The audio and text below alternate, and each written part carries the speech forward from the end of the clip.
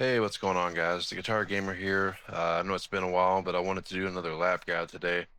So the last time I was at Tsukuba, my best time, as I'm sure if you've seen the guide, was a 103.3, and I practiced a lot to get that. But today I jumped on, and somehow I don't know what I'm doing differently. I mean, I kind of do, but I posted a 102.271. Couple things to keep in mind. I did have a very slight off track out of turn one, but I wanted to use this lap for the guide because I have another one where I did a 103.31. I got some other ones in that range, or 102.331. But I want to use this one because it's the best overall, I think, for what to do in each corner. So we're gonna go ahead and get started here.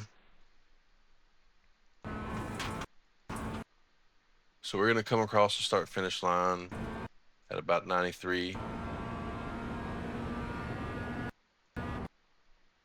For braking references, I usually I try to be on the brake. I try to initiate the brakes and be at peak pressure. I try to initiate before the end of this wall right here. And then I don't know why when I turn that off, you can't see my mouse, but I try to be on the brakes about a car length before this, and I try to be at my peak pressure by the time I pass the end of this wall. Okay. So we're gonna go up to 71. You'll see a lot of people aim here and kind of come in, but I found the best way for me is to do it like this. So peak, we're keeping it in third. We're peaking at 71% on the brakes, down to second immediately, down to first, and then we do the initial release of the brakes down to 49, down to 26. You see we're coming over, and we're about this point we're getting onto the rumble strip, and then down to 10, and then we're off at about the midway point. You can see here you got these little spots in the grass, so I'm off the brakes. That's my end of braking zone. It's right in here, and I'm immediately up to about 30 on the throttle, and then I'm all the way up to 80, and then 100. As I'm at this point, I know I can make the corner. I know I can make the exit normally without going off track. But right here's where I do go off track just slightly.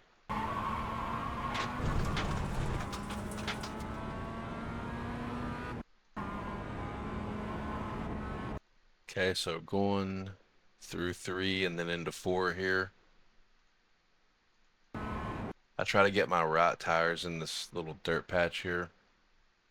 And as soon as my right tire's out of that dirt patch, I start my braking up to 75%. You can see we got some counter steer here. This is just having light hands on the steering wheel. So brake instantly. As soon as I hit my peak, I'm down to second gear. And then first gear, I drop a little bit of brakes down to 50, 55, 60. And then I probably should have went 25 and then 10 or 25 and 5, but I went from, let's see here. Yeah, first gear, I'm at 60, down to like 40, 45, and then I'm down to 8. I hold that for a second.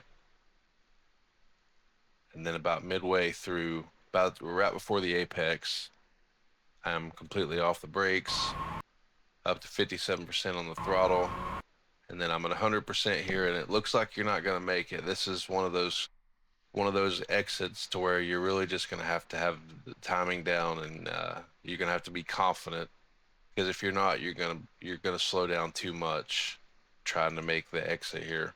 So a lot of times right now you would not think that I was gonna make this exit, but it does. You're just using all the track. Okay, not much here as far as markers go. I guess you could say as I cross the end of this wall here, I lift. And then I lift and immediately turn in. And then as soon as I'm aimed at the rumble strip, I go up to 60. And then as I'm coming out, I go up to 100. With a little practice there, you can do better than that, I'm sure. You know, you can get to 100 a little quicker, but that's just what worked for me. Second.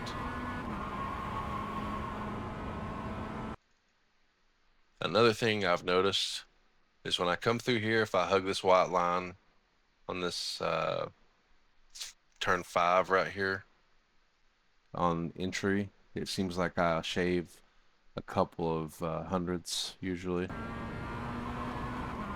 So I'll hug it, and then I'll come to the middle of the track,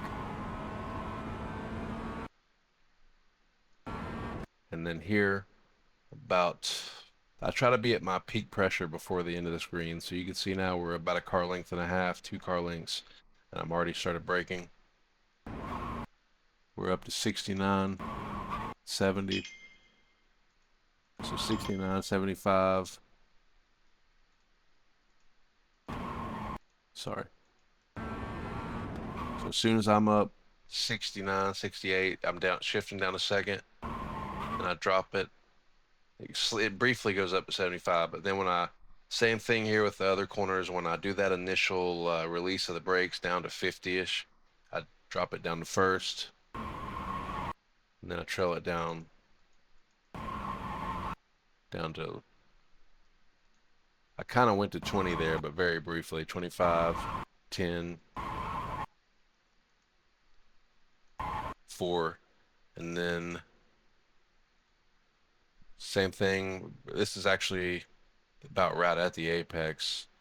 I'm off brakes, and I'm up on the throttle, 27, and then it's straight to 100.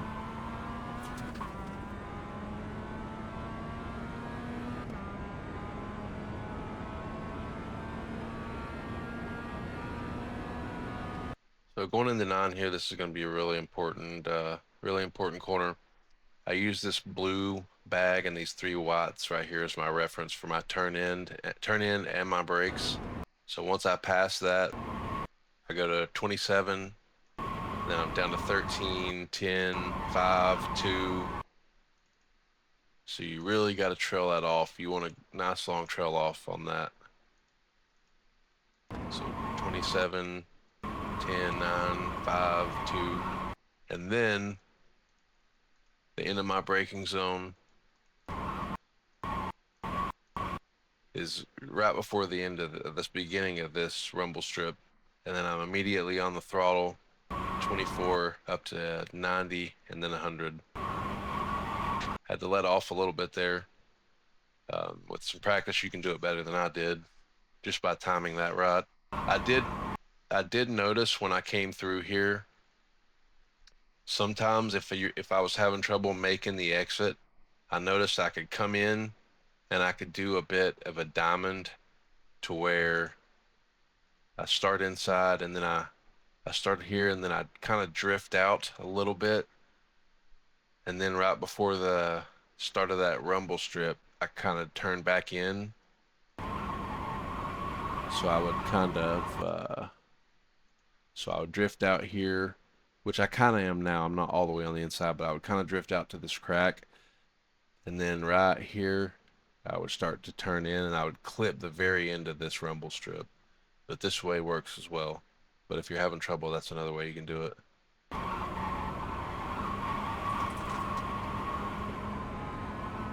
We're using all the track limits there. I probably could have pushed that a little harder, but it still worked.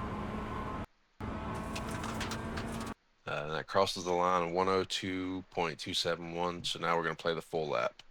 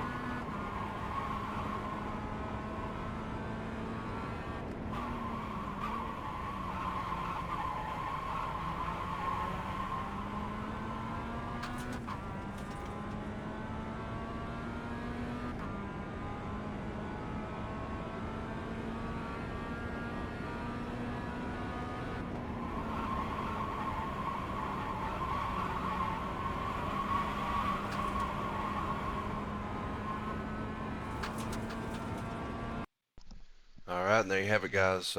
If you did find this useful, as I've mentioned in other videos, I've been having a hard time balancing my, working and making videos. So if you could hit that like button, which I think is usually over here, or possibly a subscribe, it goes a long way in helping me try to grow the channel, which will then allow me to make videos more often and more time that I can spend learning the tracks and trying to put these guides out. So all that stuff really does go a long way. I appreciate everything, and you guys have a great day. Thanks for watching.